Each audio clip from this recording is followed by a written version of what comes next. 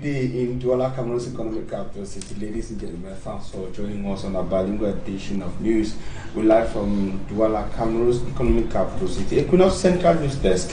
The first part of this bilingual edition is in the French language with Irish Ngonomala. Bon après-midi. Good afternoon, Formi Armstrong, et bon après-midi à tous. Ouvrons ce journal avec cette guerre ouverte dans la commune de Dibombari, où la faction dissidente au maire est en quête d'un accord de paix à Yaoundé.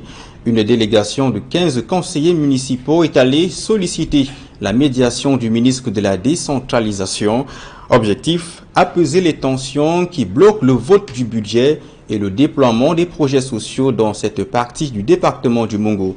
Rodi Ngassi et Marcel Ngansop.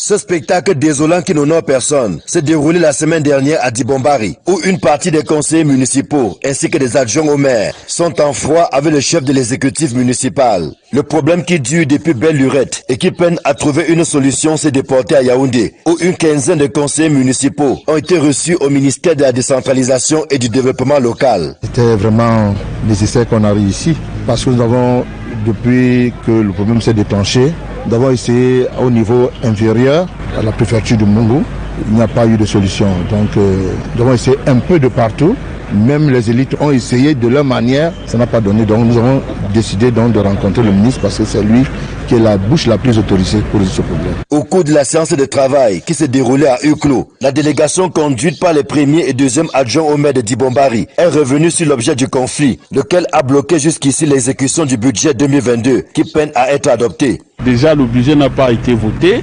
etc. La malversation qui est dans notre mairie n'a pas de nom. C'est pourquoi nous venons voir le ministre pour pouvoir résoudre ce problème. La mairie va mal, elle va très mal. Confisque tous les pouvoirs. Nous sommes juste des simples, comme des agents, alors que nous sommes des agents, mais nous sommes des conseillers, mais nous n'avons pas de parole, aucune signature. Si je vais dans les détails, ça ne sera pas bien. Le conflit latent entre le maire et ses adjoints et une partie du conseil municipal plombe sérieusement le fonctionnement de la commune de Dibombari. Aussi, l'arbitrage du ministre de tutelle est fortement attendu pour tenter de sauver les meubles. Nous sommes des êtres humains, il y a toujours une porte de sortie. C'est pourquoi nous nous sommes dit qu'on doit rencontrer le ministre. On a demandé l'audience la semaine passée et le ministre nous a accordé l'audience. Seul le ministre peut trouver une solution à notre problème, au problème de la population de Bombari. Les populations qui n'ont rien fait pour mériter une telle paralysie espèrent que la sortie de crise c'est pour bientôt, afin de donner à cette commune du département du Mongo la possibilité de rattraper le temps perdu et les moyens de se remettre sur les bons rails. Et 3 enfants issus d'une même famille ont perdu la vie au quartier Binambapé, c'est dans le 4e arrondissement de Douala. Un repas empoisonné serait la cause de leur décès. Présentant des signes d'intoxication, ils ont rendu l'âme après leur admission dans une formation sanitaire. Une tragédie qui suscite de la consternation dans cette partie de la ville de Douala. Robert Moukoubé, Dallas Tchana et Kevin Thiogo. Onde de choc ce vendredi matin, au lieu du chauffeur Bonabapé, dans l'arrondissement de Douala 4e. 3 enfants, tous de la famille Akabom, âgés respectivement de 11, 9 et 3 ans, sont passés de vie à trépas dans des circonstances troubles. L'alerte est donnée quand le maman est conduite d'urgence dans une formation hospitalière de la place après un malaise, selon le proche voisinage. Et on a juste constaté qu'on a pris la dame, on est en train d'amener la dame à l'hôpital. Bon, c'est après qu'on a compris comment les bébés étaient en train, les enfants étaient en train de crier. Moi, avec ma soeur, nous sommes donc venus, on a trouvé que les enfants étaient en train de... Les enfants seront à leur tour admis aux urgences de la formation sanitaire, tous présentant les mêmes symptômes, des vomissements qui auront finalement raison sur le Benjamin seulement quelques minutes après son admission. On a pris le plus petit, le bébé, parce que le bébé était déjà en train de baver. On a mené le bébé ici à l'hôpital de la mission. Bon, on a voulu faire les premiers soins, on nous a demandé de payer le carnet pour qu'on prenne soin du bébé.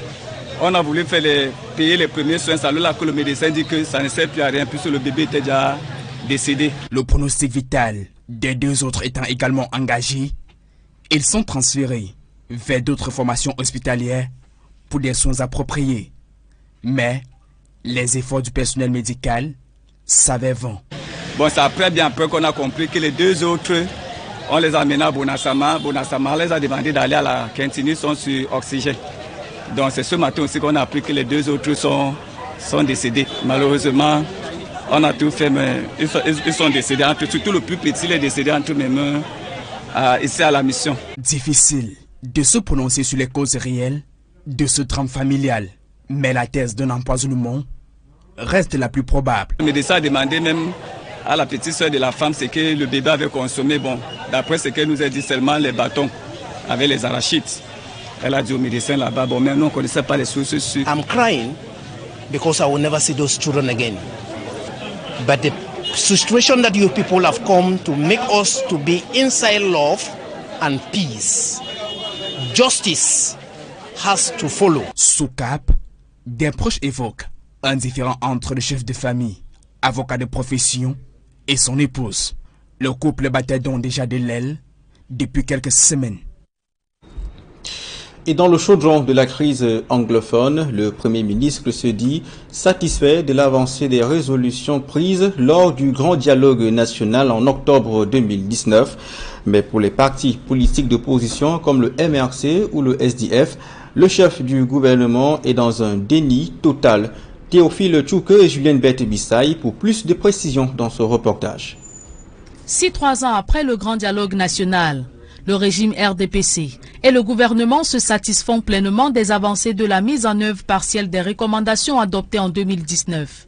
Les partis politiques de l'opposition et même la société civile sont tous unanimes. Les résolutions de Yaoundé n'ont rien changé sur le visage de la crise en cours dans les deux régions anglophones. Quand il dit qu'il se satisfait, je me demande vraiment, il est satisfait de quoi? Qu'est-ce qui marche dans ces deux régions qui peut se dire aujourd'hui être satisfait? Moi, je pense qu'il faut un peu du sérieux. C'est vrai qu'en tant que chef de gouvernement, il faut qu'il plaise peut-être aux gens, mais il ne faut pas venir dire des choses qui ne tiennent pas. J'ai dit on a mis les charrues avant les bœufs parce qu'on devait d'abord penser, n'est-ce pas, à éteindre la crise. Ce sont des résolutions creuses qu'on cherche à mettre en place tout simplement pour faire croire aux gens qu'on résout la problématique. Au mouvement pour la renaissance du Cameroun, comme à l'Alliance des forces patriotiques et le Social Democratic Front. Des mesures comme le statut spécial accordé au nord-ouest et sud-ouest, le plan de reconstruction de 90 milliards de francs CFA, la mise sur pied des assemblées régionales à l'instar de la House of Chiefs, la Commission nationale de promotion du bilinguisme et du multiculturalisme, la construction des centres de démobilisation et de réintégration des ex-combattants séparatistes, la nomination des Public Independent Conciliators, sont de la poudre aux yeux, traduisant un manque de volonté manifeste du gouvernement de répondre aux aspirations profondes des populations d'un retour au fédéralisme. Comment on peut pas parler de reconstruction quand les armes sont encore en train de sortir dans ces deux régions? Et si vous construisez, ils vont brûler. Quand vous parlez de la reconstruction, ça va, on reconstruit pour qu'on brûle ou bien est-ce qu'il fallait d'abord qu'il y ait un cessez-le-feu total, reconstruire et maintenant faire inviter les gens à venir habiter les structures. Je pense que ceux qui sont dans ce projet de reconstruction sont plutôt en train de distraire les fonds publics. La mise en place de la House of Chiefs, la nomination des Public Independent Conciliators, le conseil régional sont autant d'institutions qui pouvaient apporter une esquisse de solution à cette crise anglophone, si et seulement si le gouvernement de la République faisait franche. Mais on se rend tout simplement compte que le gouvernement de la République reste dans sa logique, la logique du déni tout simplement. S'il dit qu'il est satisfait de ce qui se passe actuellement sur le terrain, je dirais qu'il se leurre. Il se leurre et en même temps il leurre les populations. Cessons de jouer au politiquement correct. Monsieur le Premier ministre, je sais que c'est un vœu pieux pour vous. Je sais également que cela pourrait être un vœu creux pour vous. Alors, restez dans la logique de la vérité. Si tant bien que mal, la mise en pratique des recommandations du Grand Dialogue National sont diversement appréciées du gouvernement John Gouté, qui y voit des avancées, et le statu quo pour l'opposition. Cyril Sambaka de l'Alliance des forces patriotiques préconise comme depuis toujours L'alternative d'un consensus national pour mettre fin à 6 ans de guerre qui ont transformé le nord-ouest et sud-ouest en zone économiquement sinistrée. Des analyses de l'opposition qui pourraient trouver leur fondement avec cette localité fantôme dans la région du sud-est Cameroun où les populations du département du Lébialem se comptent désormais au bout des doigts, les bâtiments administratifs abandonnés dans la broussaille à cause des attaques des séparatistes anglophones qui ont sévèrement impacté la zone. Le gouverneur de la région, descendu sur les lieux, a fait un constat désolant. Félix Hartmann nous en dit plus dans ce reportage. Nous sommes dans le village de Menji, petite localité située dans le département du Lébialem au sud-ouest Cameroun. Ici, on se croirait dans un village fantôme. Et pour cause, la population a déserté totalement les lieux suite au conflit qui sévit dans cette région entre les séparatistes et l'armée camerounaise. Depuis plus de 5 ans, les régions anglophones du nord-ouest et du sud-est Cameroun connaissent une crise politique et sécuritaire majeure dont l'issue est encore incertaine. Maisons incendiées, plusieurs services publics et délégations abandonnées, la localité de Menji présente ainsi un visage d'une ville dévastée par la crise. Descendu sur les lieux, le gouverneur de la région du sud-ouest, Bernard Okaliabilai, dénonce une complicité entre la population et les séparatistes. They are not coming from Fako, they are not coming from Magnou. Ils ne viennent pas du Fako ou du Magnou. Il n'y a pas de séparatistes. Les séparatistes viennent du Lébialem. Ce sont les fils du Lébialem, car ils sont connus par les autorités traditionnelles, religieuses et certains élites de la localité. Nous leur demandons simplement de les faire revenir, de sortir de la brousse afin de trouver la solution pour mettre fin à cette guerre. Une guerre qui dure depuis longtemps, mettant ainsi à mal la jeune génération du Lébialem privée d'école. 6 ans, c'est l'évolution normale pour un enfant qui va de la maternelle pour obtenir son certificat d'études primaires. Pouvez-vous imaginer le nombre d'illettrés créés par ce conflit? Non, je pense. Comme cette chambre, dont l'occupant n'a pas eu certainement le temps de prendre des effets, c'est ainsi que se présentent les habitations de la localité de Menji, dans le département du Lébialem, pourtant jadis présentait fière allure. Et c'est avec ce reportage que nous mettons un thème à la première partie de ce journal bilingue. La seconde, c'est avec vous, Fomi Armstrong. Thanks, Irish Ngoromara. Ladies and gentlemen, thanks for staying with us in the second segment of information. Investigation has been launched by security officials to establish the real circumstances that led to the demise of 3 kids in a neighborhood in Bonaberi, that's in the Douala 4 municipality. Reports we got from locals indicates that the children of the same family consumed a poisonous substance. We have details with Anne Abila in the following report. Shock and consternation at Bonambape, locality in the Douala 4 area. 3 children aged 11, 9 and 3 of the same family have lost their lives after allegedly consuming a poisonous substance. It's really a sad story. What I may say, I'm a driver for Barrister Akabom. It's only God will see this particular matter, what our particular mother of this particular house that have really done for us. I would like to make it clear that we have lost 3 children that she herself delivered. I'm crying because I will never see those children again. Barissa is also crying because we will never see those children again. Nous sommes les voisins les plus proches. Et on a juste constaté qu'on a pris la dame.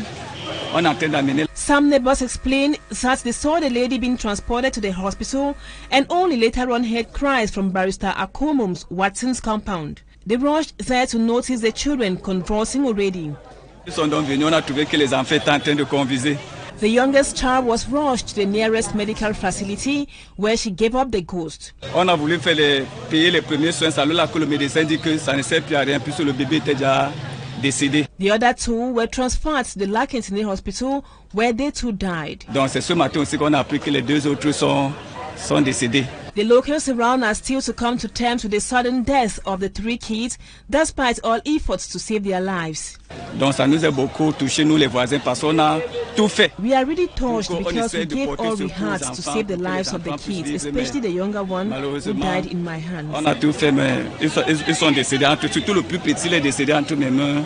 We got information the kids lastly consumed bobolo plus granules.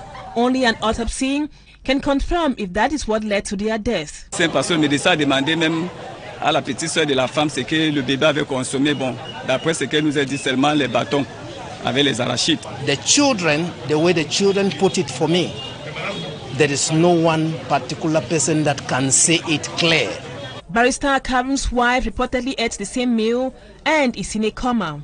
We want God to limit Mama so that Mama should come up. He will testify. The 3 corpses have been deposited at the Bonasama Hospital mortuary. 6 years into the Anglophone crisis, the faces of towns and cities in the English-speaking or Anglophone northwest and southwest regions of Cameroon are heartbreaking. A case in point is the town of Menji, headquarters of the Libyalem division in the southwest region of Cameroon, completely abandoned by locals who fled killings, abductions, shootings and burnings in the heat of the Anglophone crisis. Derek Chato takes us to the tear-provoking images of Menji. We are touching down in less than 5 minutes, and this is the picture of the Libyalem division from the sky. We are now just meters above the roofs of Menji, very close to the ground and very close to the realities of what Menji has become from when the Anglophone crisis escalated some 6 years ago.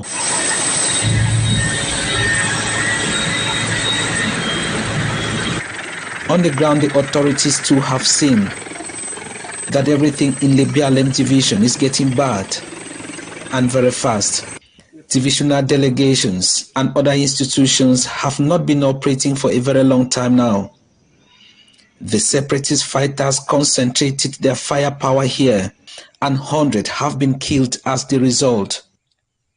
Recently, the self-styled Field Marshal of the Libyalem division, Oliver Likeka, leader of the Red Dragon militia, was assassinated.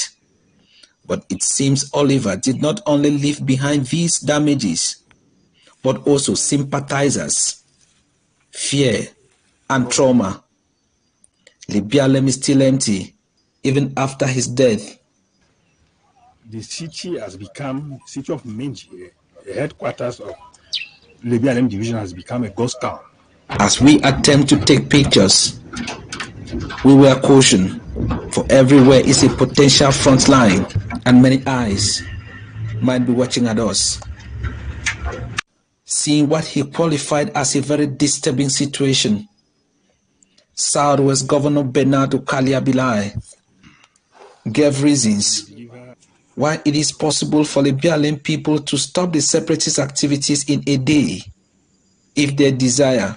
Those separatists, the separatists of Libyalem, they are coming from Libyalem. They are not coming from Fako. They are not coming from Manu. They are son and daughter of Libyalem. So they are known. They are known by the leaders of Libyalem, traditional rulers, religious authorities, elite, the official elected. Let them come back and pull those their misguided brothers out of the bushes. 6 years after they have killed a whole generation. Going to school, which is the future, is now history in the Libyalem division. The nation is losing. 6 years is the time for a child to go from class 1 to class 6, where he can obtain his first school living certificate. So can you imagine the number of illiterate people have created here because of what we don't know? Over here we saw a room now buried in the grass. Though the occupant did not take any property, but he or she must have been laden with a lot of emotions and bad memories. And as we fly back and out of the BLM division, this division has very little to be desired apart from this natural endowment, these unique hills, when looked at from above, in a division that is today empty. Shock, saddened and heartbroken. That's the picture of Menji, and it is an exemplified picture of just what many towns, villages and cities of the Anglophone northwest and southwest regions of Cameroon have become 6 years into an armed conflict raging on. But Cameroon's Prime Minister, Chief Dr. Joseph John Gute, says he is satisfied with the implementation of the resolutions of the major national dialogue, the dialogue that held in the political capital city Yaoundé in 2019, to see just how measures which came out of the dialogue could help resolve the Anglophone crisis. Prime Minister Joseph John Gute's declaration has, however, been contested and highly questioned by political actors of the opposition, who think that it is not appropriate with regards to what obtains on the field. And one of the challenges of the people of the Anglophone regions is the road network, extremely bad as the road that links Wum, headquarters of the Menchum division, to Bamenda, headquarters of the Northwest region, but also headquarters of the Mezab division. Sumanji Kangebe takes you to the deplorable state of the Ring Road stretch Wum Bamenda.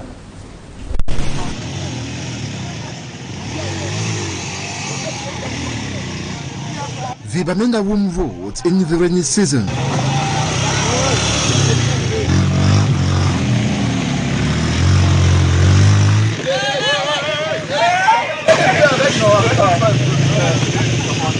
Accessibility is hindered.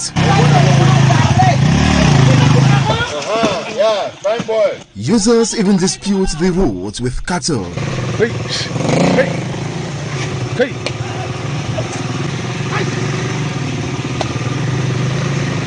On board his motorbike is the corpse of a woman denied to be transported by drivers in Bamenda to Wum.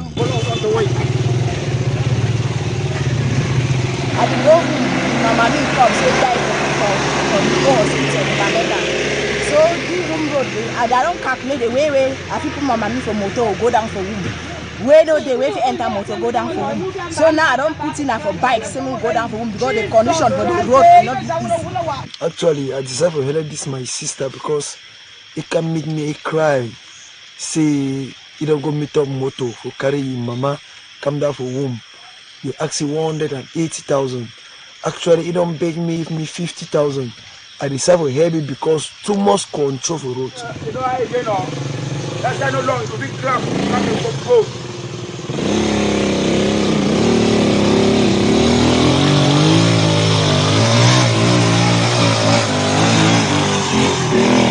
Even after her death, she is unable to find the rest that will only come after this hectic journey.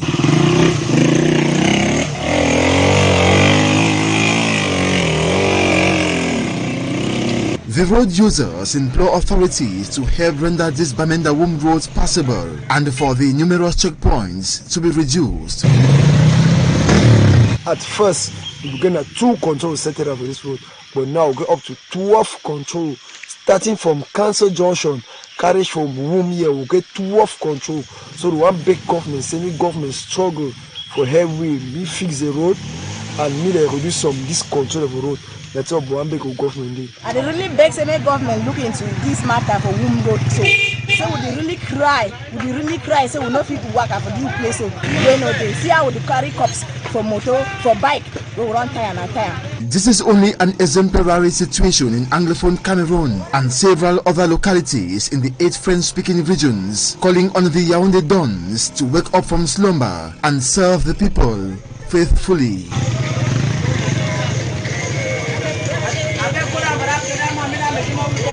the ring road in the northwest region that has never been tarred since the independence of Cameroon. The only stretch of the ring road that is tarred links the Mezam to the Ngokitunja division, and then from the Ngokitunja to the Bui divisional headquarters of Kumbu. The continuation of the stretches of the ring road from the Bui to the Donga Mountain to the Menchum, and Menchum back to the Mezam divisional headquarters of Bamenda remains as deplorable as what you find there in that report. And these all individuals of genuine intentions are presented at the start of the Anglophone crisis as signs and symptoms of the marginalization of the two English-speaking regions of the country. And now the new divisional officer of Douala 4 was also charged to be aware that Douala 4 is peculiar because it is a gateway into the city of Douala for people coming in from the Anglophone regions, that is the northwest and the southwest regions. The message to him came from the senior divisional officer for the Vuri division,